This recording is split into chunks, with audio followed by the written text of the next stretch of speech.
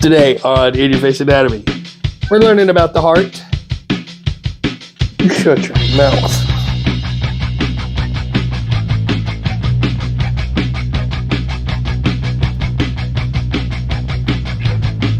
All right, the heart. So the heart pumps about 7,000 liters of blood each day. It's going to contract 2.5 billion times. On average, a human heart is approximately 14 centimeters long and 9 centimeters wide, and we find it in the mediastinum. So the mediastinum, remember, is just the anatomical region that we find in between the lungs. The thymus is in there, the esophagus, the trachea, that kind of stuff, as well as the heart. So the heart is situated obliquely. So we have the apex pointing down. The pointy end of our heart points down and points to the left. The base, the flatter part of our heart, is positioned up and to the right. So it does this little diagonal shape, hence obliquely. So before we get into the heart itself, let's talk about the pericardium. The pericardium is the protective membrane structure that surrounds the heart, and it wraps all the way around the heart like a saran wrap almost. But we got two layers to our pericardium.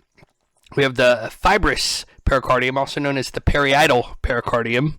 And this is the tough outer layer. This is what's going to prevent the heart from overstretching and anchor the heart in the mediastinum, help hold it in place, that fibrous pericardium or parietal pericardium.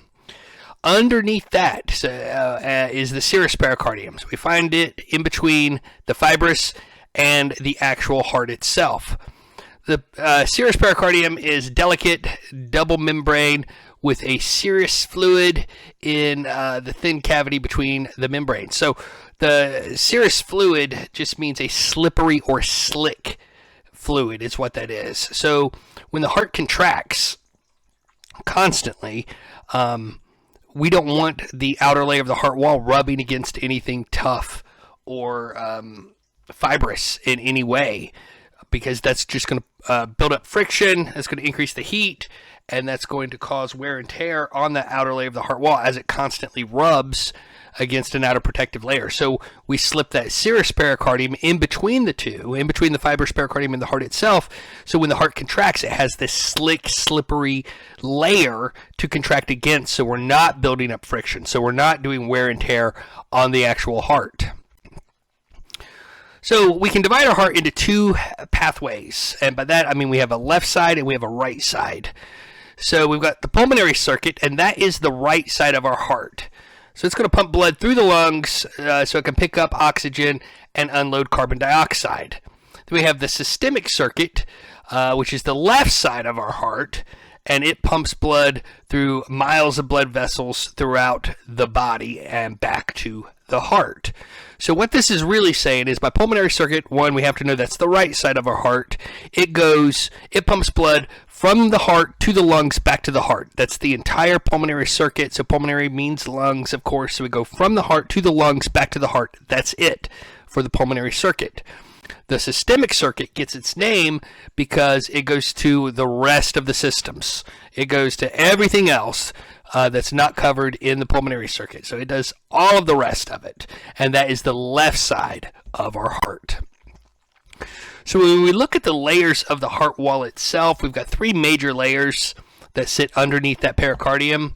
The outermost layer is going to be the epicardium, and that is going to be the layer that comes into contact with that serous pericardium. So it helps protect the heart by reducing friction because it's rubbing against that serous pericardium. Underneath that, we have the myocardium. So myo means muscle, so this is a thick middle layer. This is our cardiac muscle layer. So the thick middle layer, that's where we're going to find our muscle. And then underneath that is the endocardium, and this is the innermost layer. We've got endothelium, we've got connective tissue. This is what is going to actually line the chambers of the heart and all of the structures inside of the heart itself. So this is the inner lining of our heart. And this is also where we find our Purkinje fibers. We'll talk more about the Purkinje fibers later on. But let's just associate those for now with the endocardium. So we got the epicardium, the outer layer, myocardium, the middle layer, and then the endocardium is the innermost layer. So we got a couple pictures here. Let's look at the one on the right specifically. This is a great picture because it shows both the serous and the fibrous pericardium and how those are broken up, as well as the endocardium, the myocardium, and the epicardium. We have to move over, let me double check here, yeah, to the left-hand side to actually see that epicardial layer. The left picture. All right, moving on. So, the heart itself, we've got 4 chambers to our heart. We have 2 on the left, 2 on the right. We just covered that.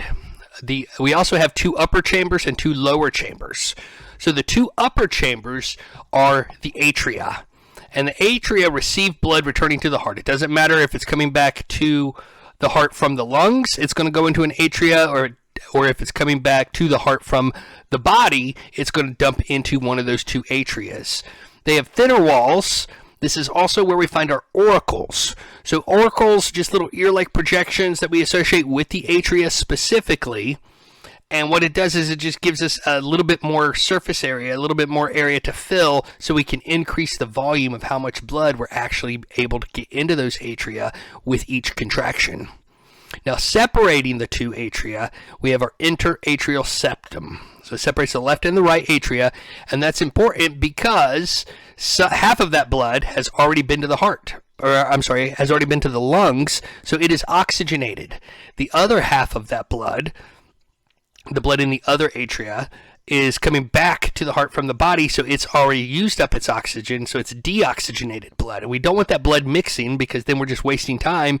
If we're sending oxygenated blood to the lungs, we don't want that to happen, or deoxygenated blood out into the body, because then it's not going to be able to deliver any oxygen. So we have to keep that blood separated, and we do that through the interatrial septum. So inter just means between, so this is just the tissue, layer of cardiac tissue in between the 2 atria.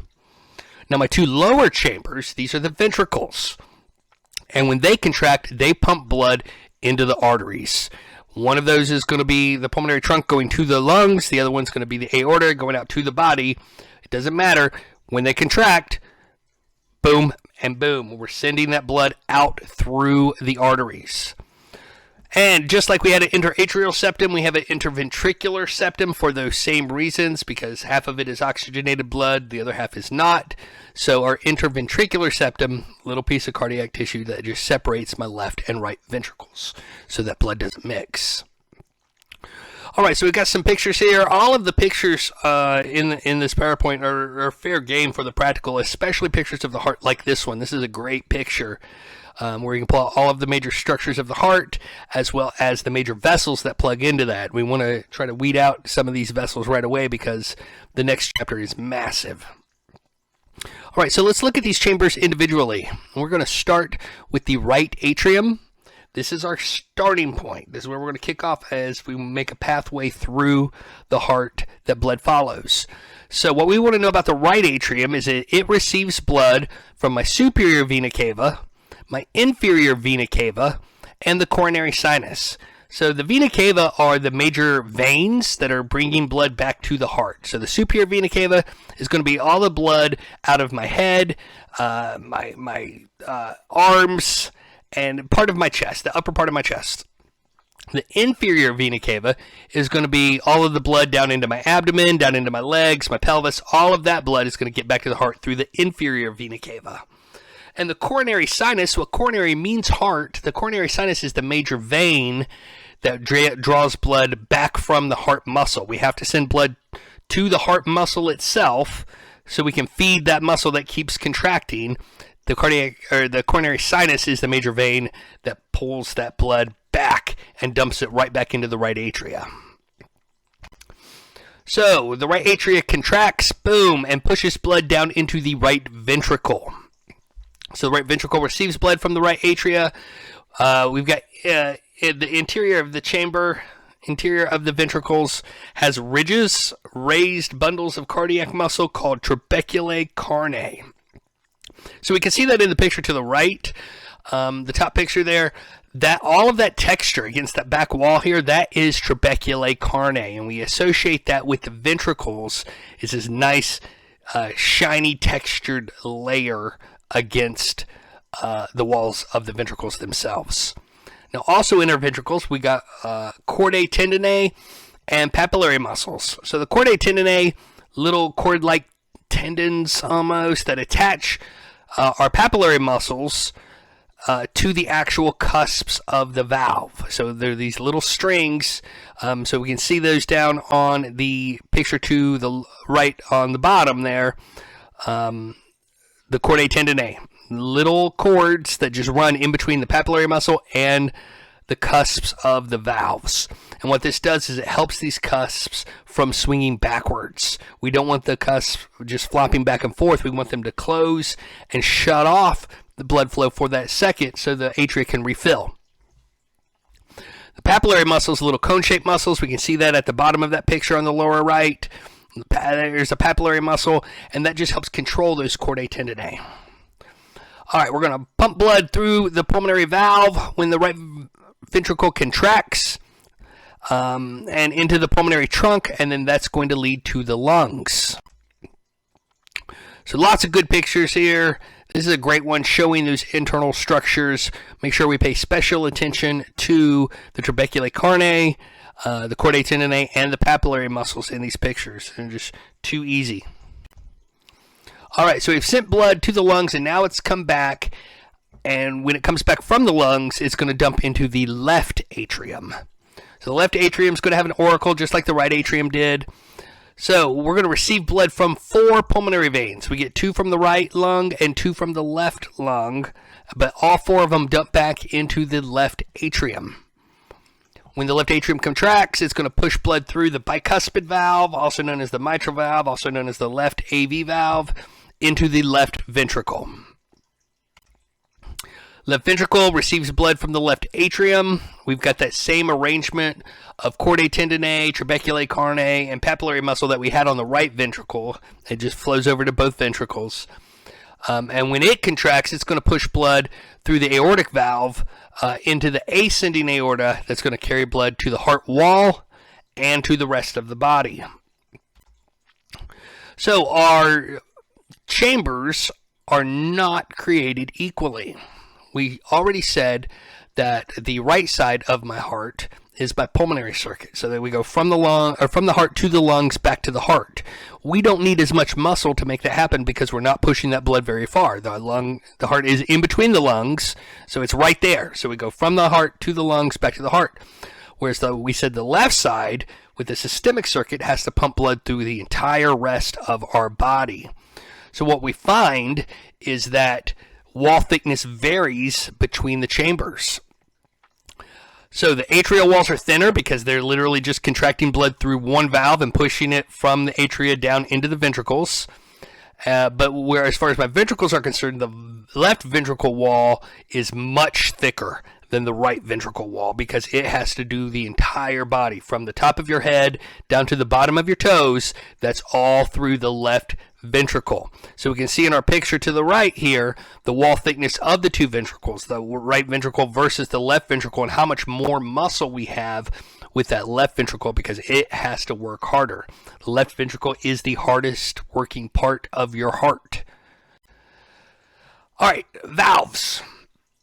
So valves ensure a one-way flow of blood. That's why we have valves. This is a closed system, so it's a pathway that blood has to follow, and valves make sure we're only pushing in one direction. So we have 4 valves in total. 2 of them are atrioventricular valves that we find in between the atria and the ventricle. That's why we call them atrioventricular, or AV valves for short. Those are the ones we find in between the chambers. And then we have our semilunar valves. So these are the other 2 that we find as at the point where blood exits the heart. So we find the semilunar valves in between the ventricle, the left or the right, doesn't matter, and the artery that they dump their blood into. So we have 2 AV valves, we have 2 semilunar valves. So if we look at the AV valves first, on the right, we've got the tricuspid valve. On the left, we've got the bicuspid/mitral valve. So let me hit this one more time because I can make sure we get this point across. My tricuspid valve is also known as my right AV valve or my right atrioventricular valve. My bicuspid valve is also known as my mitral valve, or it's also known as my left AV valve. So there's lots of ways I can come at you with questions on the valves, because they all have more than one name associated with them. So my AV valves, when open, with the rounded end of our cusps project into the ventricle chamber as we're pushing blood into it. When the valves close, then our ventricles can contract. And when the ventricles contract, that only leaves the other way out, because we've just blocked the pathway between the chambers with these AV valves. They are closed. Blood can't go this way, so it has to go that way, the other way out, when our ventricles contract. All right, my semilunar valves, 2 of them. So on the right, it's my pulmonary valve. On the left, it's my aortic valve. So again, my pulmonary valve is also known as my right semilunar valve. My aortic valve is also known as the left semilunar valve. So these are a little bit easier, because the vessels the valves are named for the vessel that they pump blood into. So on the right, we have the right semilunar valve / the pulmonary valve, because when that right ventricle contracts, it's going to push blood through that valve into the pulmonary trunk. That's why we call it the pulmonary valve. On the left side, where the left ventricle contracts, it's going to push blood through that valve into the aorta. So we got the aortic valve pushing blood into the aorta. So that makes it a little bit easier to remember, and at least get you kicked off on some of these major vessels that we have to tackle. So my semilunar valves, we got 3 moon-shaped cusps to prevent backflow. They open as the ventricles contract. They close when the ventricles relax, so we can put more blood into the ventricles and it just doesn't run out. So I put the pathway of blood on one slide for you here, so we can understand it completely. Starting from the body, we're going to pump blood into either the superior or inferior vena cava or the coronary sinus, but all 3 of those dump their blood into the right atrium. We then go through the tricuspid valve, also known as the right AV valve, into the right ventricle. Then we're going to pass through the pulmonary valve, or the right semilunar valve, into the pulmonary trunk. The pulmonary trunk is going to head away from the heart, where it's going to split into my left and right pulmonary arteries. So my right pulmonary artery is going to go to the right lung. My left pulmonary artery is going to go to the left lung. Once it gets in the lungs, it's going to start to split and divide and divide and divide and divide until we get down to the little alveolar capillaries. So the alveoli are just the little, almost like grape-like clusters is what they look like. But that's where gas exchange occurs. So once gas exchange has transpired, we've picked up our oxygen, we've gotten rid of the carbon dioxide, then that blood is going to flow back through the pulmonary veins, 2 from the right lung or 2 from the left lung, just depending on which lung we're in, and dump into the left atrium. From there, we're going to pass through the mitral valve, also known as the bicuspid valve, also known as the left AV valve, into the left ventricle. When it contracts, we push through the aortic valve, also known as the left semilunar valve, into the aorta, and then out into the body itself, and then the cycle just repeats itself. So we 100% want to know the pathway of blood through the heart. It's just the easy way to start putting these pieces together. So make sure you can do this slide on a sheet of paper. Sit down and start writing it out, and write it out, and write it out again until you can do this from memory. All of it. All right, just a refresher. Pulmonary circulation is the right side. Circulation of oxygen-poor blood to the lungs. So we're going to get rid of our carbon dioxide. We're going to pick up our oxygen, and then we're going to eject blood into the pulmonary trunk, pulmonary arteries, capillaries, and that's where gas exchange occurs. We just said that. When we're done in the lungs, our pulmonary veins carry blood back to the left atria. Left side of the heart, again, is the systemic circulation. We get oxygen-rich blood through the body because this is the blood that just came from the lungs, so it's all loaded up with oxygen now. So we're going to spread it out and deliver oxygen to all of our body cells except the air sacs in the lungs themselves, because that's where we get our oxygen from. So we don't need to go deliver oxygen to the place we're getting oxygen from. The oxygen is already there. We're going to deliver our oxygen to all of our body cells, and then we're going to pick up any carbon dioxide waste products from those cells and carry that away. Our left ventricle ejects blood into the aorta, then through the systemic arteries and capillaries where gas exchange occurs. Then our systemic veins, which just means all of the veins in our systems, carry blood back to the right atria. They all just kind of converge until they're dumping all of their blood into those vena cavas, which is going to end up at the right atrium. All right, coronary circulation. The heart pumping its own blood supply. So before we get into this too much, we need to talk about the sulci that we find on the heart. Now, we said earlier that the heart contracts, and when it contracts, it rubs up against that pericardium that is surrounding the heart. What we don't want is vessels sticking up above the layer of the heart wall, because then that's what's going to be rubbing against that pericardium, and it's going to eventually wear out. It's going to wear it down, or it's going to cause clotting to occur. There's just a whole plethora of issues that arise. So instead, the heart has these little grooves on it, and we embed our vessels down in those grooves so they're not getting damaged or eroded away from the constant contraction that the heart is doing. So we have these sulci on the heart. All right, so my first two branches of the aorta are the left and right coronary arteries. So these coronary arteries immediately, so we push blood into the aorta, and then immediately these coronary arteries arise and turn around and go right back to feed the heart muscle itself. It's the first thing that we feed with any blood leaving the heart is the heart itself, because we have to keep it going to keep everything else going. So we've got the left and right coronary arteries. Coronary just means heart, so that's easy. My left coronary artery has two branches. It becomes the circumflex artery, and it becomes the anterior interventricular artery. So let's start with the anterior interventricular artery.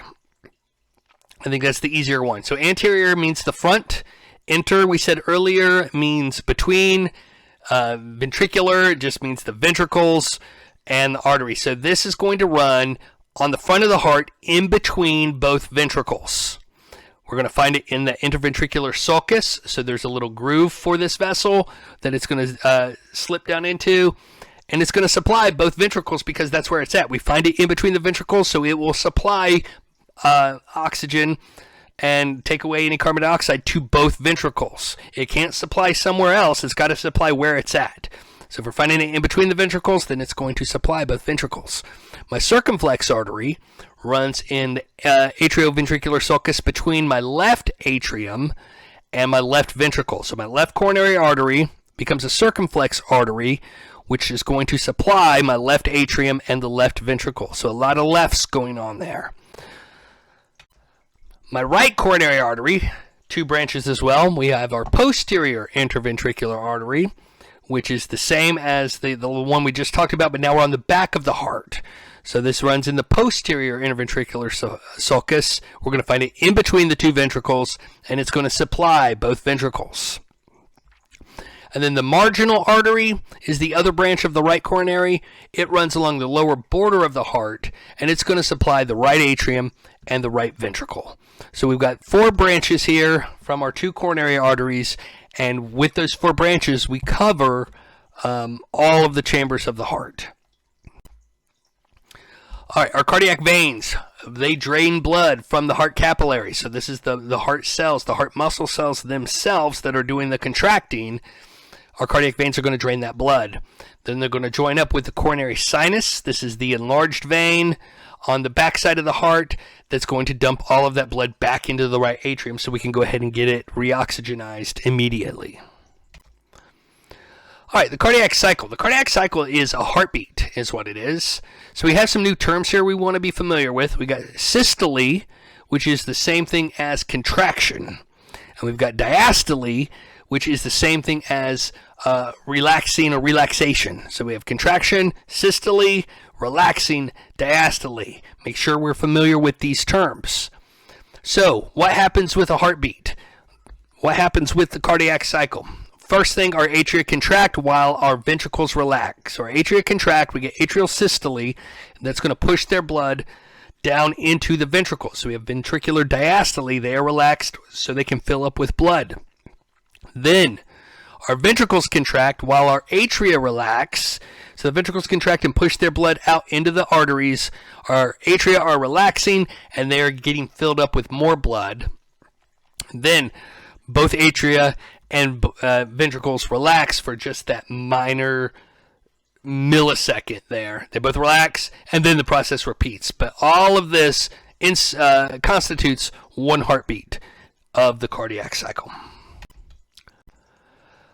All right, heart sounds. We're all familiar of the sound of a heart. It's dun-dun, dun-dun, dun-dun, dun-dun. And this is caused by blood turbulence due to the closing of the valve. So it's the valves closing that we're actually hearing, the dun-dun.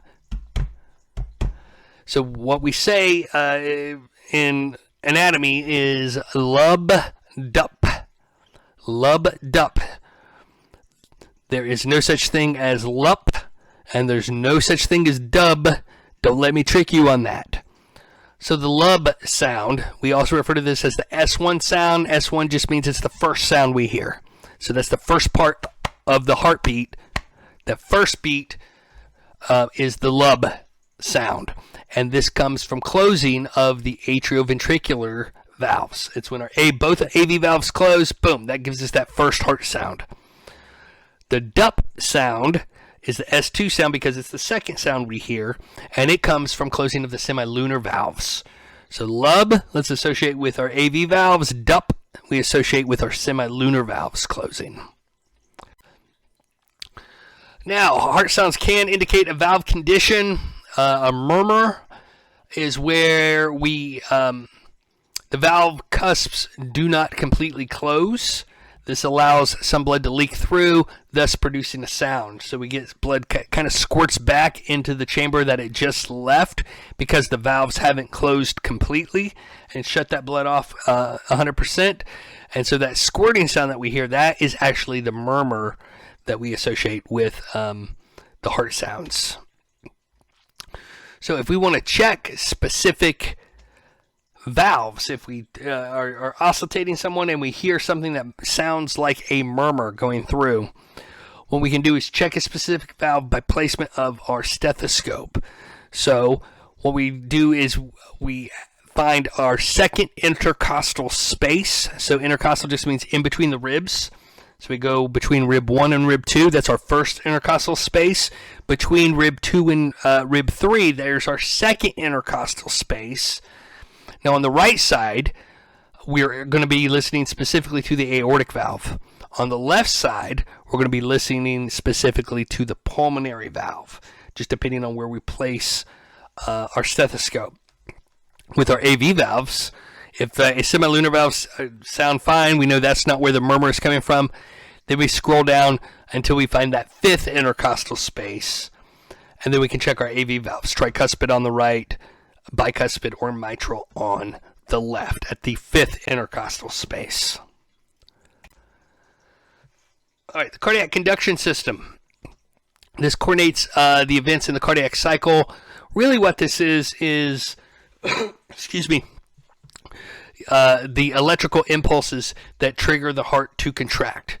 So we're getting this stimulation to control the heartbeat, and that is the cardiac conduction system. So it starts out with the sinoatrial node, also known as the SA node. Almost everyone calls it the SA node, but SA stands for sinoatrial. And we call the SA node the pacemaker because this is what generates that heart's rhythmic contractions. It initiates the impulse for the heart to contract. Once it generates this impulse, it then passes it down to the junctional fibers. Junctional fibers are also known as internodal pathways, and they connect the left and right atria so the impulse can allow both atria to contract at the same time. So we can put all of our atria contraction to the test, boom, squeeze both atria at the same time, but that's because our junctional fibers are there to connect the left and right atria so we can trigger them both to contract simultaneously. From there, we pass the impulse down to the atrioventricular node, or the AV node. So the AV node works just to delay the impulse just for a second, and allow the atria to completely contract. We're going to squeeze out all of that blood out of those atria and fill up those ventricles as much as we can. From there, the impulse travels down to the AV bundle, which is going to speed the impulse back up and then split. When it splits, the impulse travels to the left and right bundle branches, which are the predecessors to the Purkinje fibers. And then finally, we end up at the Purkinje fibers themselves, which very quickly send the impulse to the distal or farthest ventricular cells. And this allows both ventricles to contract as a unit, just like the atria did. It sends the impulse to the apex of the heart, and this allows the ventricles to contract from the bottom up. So we're squeezing the blood out from the bottom up. That way we don't have any blood lingering in our ventricles that is just wasting away its oxygen, or it's choking on the carbon dioxide that's in it, just depending on where we're at, because we push it all out starting from the bottom, like you should squeeze toothpaste. You know, when you run out of toothpaste, you start at the bottom and work your way up. That's how the ventricles actually contract. All right, so one slide putting the cardiac conduction system out for you. Got a picture on the right showing the various components to the cardiac conduction system. We want to know this. We want to know this in order. You got to be able to do this in order, and you got to tell me what each part does. All right, EKG or ECG. Electrocardiogram. This is a recording of the electrical changes that accompany each heartbeat. So what we just talked about with the cardiac conduction system, that's what we're measuring with an EKG. So we got some normal waves that we want to be familiar with. So we got the P wave, which signifies atrial depolarization. So we have some new terms here. We got depolarization and repolarization. Depolarization is the same thing as contraction or systole. Repolarization is the same thing as relaxation or diastole. So the P wave signifies atrial depolarization, so that's the atria contracting. Then we roll into the QRS complex, and this is when our ventricles contract, and they contract so hard and with such force that the QRS complex hides the fact that this is also when atrial repolarization, or atria relaxing and filling back up with blood, is also happening at the same time. We can't see that on the EKG because the QRS complex is all about ventricular depolarization, but we want to know QRS complex is also when our atria repolarize, our atria relax, our atria fill back up with blood. And then lastly, the T wave is ventricular repolarization. So then our ventricles are relaxing and they are filling back up with blood during the T wave. And we use an EKG to assess the heart's ability to conduct impulses. So here's a pretty straightforward standard EKG. Starting from the left side as we travel across, we can see the P wave first. Boom, that little P wave, that's my atria contracting. That is atrial systole, atrial depolarization. Then we move to the QRS complex. We can see it's that big spike, QRS, and the S is down before we get back to normal. That's my ventricle contracting and my atria relaxing at the same time. And then the T wave at the end, that is my ventricle relaxing and filling back up with blood. So another picture just showing all of the various components to an EKG. All right, some heart pathology. So there's some terms we absolutely want to be familiar with when we're talking about the heart and issues someone could have with the heart. The first is angina. Angina is just our term for chest pain.